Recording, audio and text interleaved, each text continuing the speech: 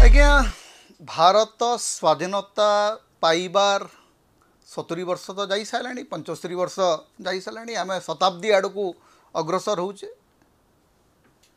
एवं भारतर स्वाधीनता दिवसर इतिहास रे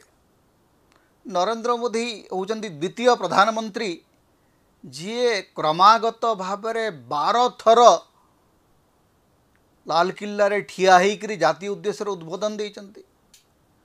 आपण मैंने जब भावुंट एत दिन पर अगस्ट 15 तो गलानी तापरे मु आज नरेंद्र मोदी भाषण तर्जमा करी कि नहीं मोर भाषण तर्जमा करिबार नहीं कारण गोटे कथा अति स्पष्ट जे भारत रे जेते प्रधानमंत्री होइचंती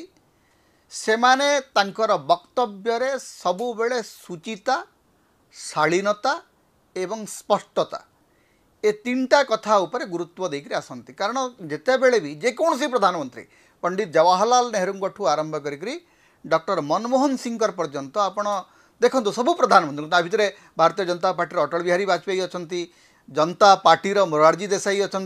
जनता दलर वीपी सिंह अच्छा गुजराल अच्छा एच.डी. देवेगौड़ा अच्छा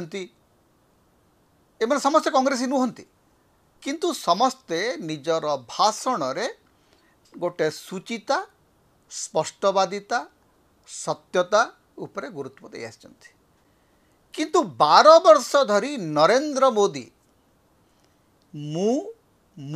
एवं मु ए तीनोटी कथा गोटे वाक्य को बारंबार गोटे शब्द को बारंबार पुनरावृत्ति करवा होची नरेंद्र मोदी भाषणर सारांश।